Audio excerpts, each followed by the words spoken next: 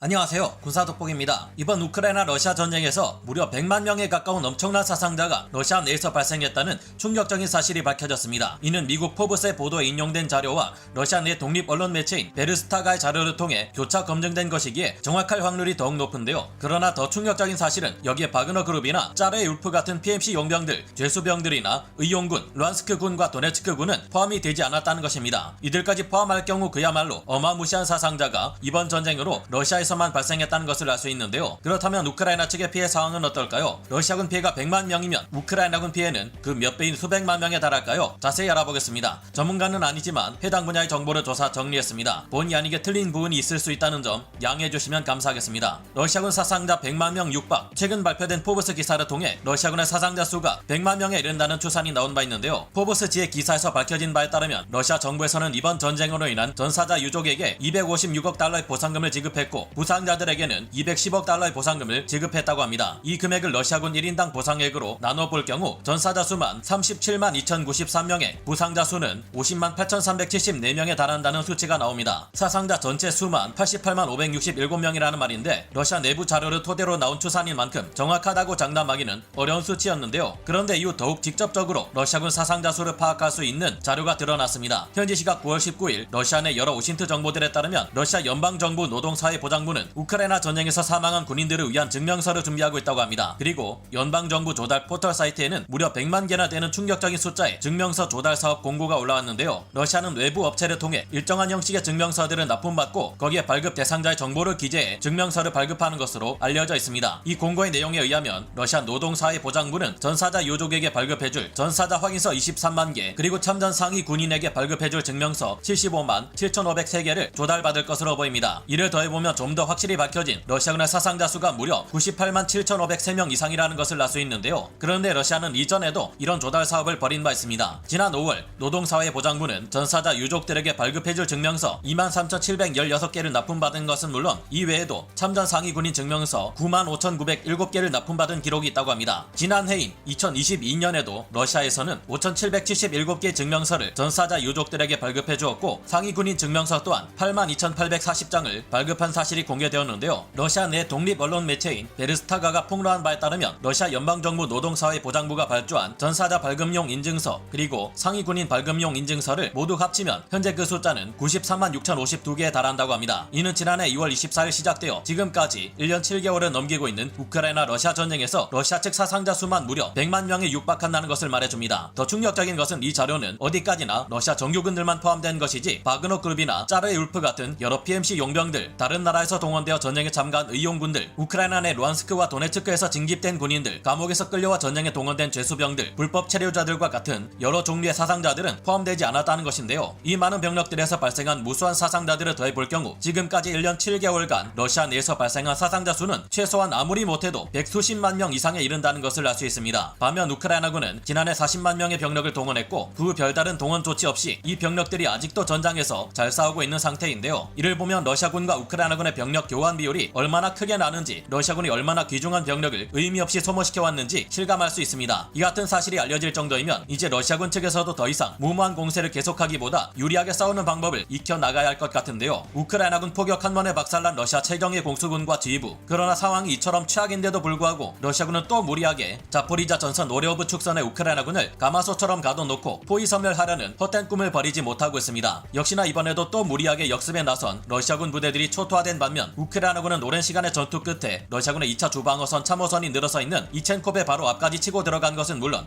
베르보브에서도 러시아군의 2차 주방어선 참호선으로 치고 들어가 소탕전을 벌이기 직전인데요. 현지 시각 9월 15일 이후 전해진 여러 오신트 소식들에 따르면 전날인 9월 14일 러시아군은 오레오브 축선 로보틴의 서쪽에 있는 코파니 방면 그리고 동쪽에 있는 루이브스케 방면 그리고 베르보브 남쪽 방면 세 방향에서 공세를 가해왔다고 하는데요. 이 오레오브 축선에서는 우크라이나군이 깊이 15km, 폭 23km의 돌파 구간에 빽빽히 몰려있는 것을 볼 수 있는데 이들은 마치 가마솥의 뚜껑을 닫는 것처럼 우크라이나군을 포위하고 보급을 차단해 섬멸시킬 계획이었던 것 같습니다. 하지만 해당 전선에서 전력이 크게 열세인 상태의 러시아군이 이런 일을 할 수 있을 리가 없는데요. 하루에 1km도 진격하기 어려운 것이 러시아군의 현재 상황인데 각종 전력이 우크라이나군에 비해 심각하게 열세에 놓인 해당 전선에서 갑자기 폭이 23km나 되는 전선의 돌파구 후방을 순식간에 치고 들어간다는 것은 상식적으로 말이 되지 않습니다. 서쪽의 코파니에서부터 노보다닐리우카 방향으로 러시아군의 제76 근위 공중강습 사단이야 제1 제104 공중강습연대 및 제204 공중강습연대 병력이 공세를 시도했지만 이는 실패하고 말았습니다. 또한 말라토크마츠카 방향에서는 러시아군의 제38 근위 차량화 소총 여단 및 제70 차량화 소총 연대가 콘카강의 북쪽으로 기갑 부대를 동원해 들이닥쳤지만 역시나 우크라이나군의 방어에 막혀 피해만 입고 물러났는데요. 반면 제47 기계화 여단과 제78 공중강습 연대를 중심으로 한 우크라이나군 병력은 남서쪽 경합지에 노보프로코피우카 정착촌의 대부분을 점령한 것으로 알려졌습니다. 이들은 더 깊게 치고 들어가 이첸코베 코앞에서 2개 사단급 규모에 달하는 러시아군 부대를 맞닥뜨려 격전을 벌이게 되었는데요. 베르보브 방면에서도 매우 치열한 격전이 벌어졌습니다. 베르보브 정착촌을 방어하는 러시아군 제11 바스 예비군 대대와 제387 차량화 소총 연대, 제100 정찰 여단 병력들은 우크라이나군 제82 공중강습 여단 및 제71 예거 여단의 소탕 작전에 의해 패퇴하고 있는 중인데요. 돌파구 중심을 방어하는 정면에 러시아군 제7 근위 산악 공중강습 사단, 제108 공중강습 연대, 런스크군 제6 코사크 차량화 소총 연대는 우크라이나군 제46 공중기동 여단과 이를 지원하는 드론 부대들의 공격을 받아 큰 피해를 입었고 이곳에 있는 러시아군 2차 주방어선 전면을 우크라이나군이 공격했습니다. 러시아군의 제247 공수연대가 포병 및 전차 지원을 받으며 역습에 나섰는데 이해할 수 없는 점은 최정예 병력인 이들을 일반 보병들처럼 무모한 돌격전에 사용했다는 것입니다. 이들은 아군의 지원을 받았다고는 하지만 이들을 지원하는 러시아군 포병은 우크라이나군과의 대포병전에서 승리할 수 없을 정도로 지나치게 열세해 있었는데요. 그러다 보니 역시나 돌격 작전을 감행하던 도중 바실리 포포프 대령을 포함한 지휘부가 괴멸된 것은 물론 역습에 동원된 병력 대부분이 희생되어 버리는 막대한 피해를 입었습니다. 현재 우크라이나군의 진격도 빠르다고 할 수는 없는 상태이고 다시 라스푸티차 현상이 다가오고 있어 공세를 통해 어디까지 성과를 낼 수 있을지 우려되는 부분도 있습니다. 그러나 우크라이나군은 러시아군과의 오랜 소모전 끝에 이첸코베 바로 앞까지 들이닥쳤고 베르보브 탈환을 눈앞에 두고 있는 상황인데요. 베르보브에는 러시아군의 2차 주방어선, 참호선이 옆으로 길게 이어져 있기 때문에 이곳을 탈환할 경우 서쪽을 향해 참호선을 따라 러시아군을 소탕시킴으로써 방어선 전체를 무너뜨릴 수도 있을 것이기에 앞으로의 상황을 지켜봐야겠습니다. 또 파괴된 러시아 흑해함대 전투함들, 우크라이나 흑해 제해권 장악 중 지난주 세바스토폴 깊숙한 곳에 있는 러시아 흑해함대 기지에 수리시설이 드론 공격으로 파괴된 것에 이어 이제는 해상에서 작전을 수행 중인 러시아 해군 흑해함대 함정들까지 파괴되었습니다. 현지 시각 9월 14일 우크라이나 당국이 밝힌 바에 따르면 8월 말 창설된 지 얼마 되지도 않은 우크라이나 해군 특수작전 드론 여단이 이날 러시아 해군 흑해함대 함정 2척을 파괴했다고 하는데요. 이 발표와 함께 공개한 영상이 있는데 여기에서는 우크라이나군 무인 수상 드론이 러시아 해군 전투함을 폭파시키기 위해 직접 돌격하는 모습을 확인할 수 있습니다. 영상 속에서 폭발이 일어나는 것까지는 담기지 않았지만 이 드론이 러시아 군함들에 부딪혀 피해를 입힌 것은 확인되었는데요. 우크라이나군의 드론은 이번에 러시아 흑해함대의 프로젝트 2216공급 초계함인 바실리 뷰코프함과 세르게이 코토프함, 프로젝트 1239급 초계함 사무함을 공격했습니다. 4척이 배치되어 있어 현재 흑해함대 주력 전투함으로 불리는 프로젝트 22160급 초계함들인 바실리 뷰코프함과 세르게이 코토프함은 2018년 전력화된 최신 함정으로 만재 배수량이 1700톤, 길이가 94m에 이르는 함정입니다. 크기는 그리 크지 않을지라도 76mm 함포 및 칼리브르 순항 미사일을 발사하는 투직 발사관을 탑재하고 있으며 토르 M2 함대공 미사일로 방공 능력 또한 갖추고 있는데요. 그러나 이 최신 함정들은 막상 시위주로 유관 조준식 14.5mm 중기관총만 갖추고 있어 우크라이나군의 무인 수상 드론이 공격해오자 격침시키지 못했습니다. 우크라이나군의 드론들은 이 함정들에 근접해 폭발함으로써 격침시키지는 못했지만 선체 큰 파공을 발생시켰다고 하는데요. 지난해 모스크바함 격침 당시 드러난 형편없는 러시아 해군의 데미지 컨트롤 능력을 감안하면 이 함정들이 한국까지 무사히 복귀할 수 있을지 모르겠다는 비판이 나오기도 합니다. 반면 프로젝트 1239급 초계함 사무은 길이 66m에 만재 배수량이 1050톤에 이르는 전투함으로 썬번 초음속 대함미사일 8발과 이글라 함대공 미사일, 76mm 함포, AK-630 30mm 기관포 등으로 무장하고 있습니다. 이 함정은 오래된 함정인데다 크기도 작지만 좌현 우현에 각각 한 기씩의 AK-630 30mm 기관포, 14.5mm 중기관총을 갖추고 있어 우크라이나의 무인 수상정들이 다가오기 전에 미리 격침시킬 수 있었다고 합니다. 문제는 현재 세바스토폴 흑해함대 기지 안에 있는 선박수리용 드라이도크가 지난주 우크라이나군의 미사일 공격으로 파괴된 상태라 사용할 수 없다는 것입니다. 이 때문에 이번에 공격받은 바실리 비코프함과 세르게이 코토프함은 더 이상 우크라이나의 곡물수송선단을 공격하거나 칼리브르 함대지 순항 미사일로 우크라이나 내 무고한 이들을 공격할 수 없게 되었는데요. 앞으로 우크라이나 해군이 흑해에 대한 확실한 제해권을 장악할 수 있는 조치들을 추가로 해 나갈지 지켜봐야겠습니다. 오늘 군사돋보기 여기서 마치고요. 다음 시간에 다시 돌아오겠습니다. 감사합니다. 영상을 재밌게 보셨다면 구독, 좋아요,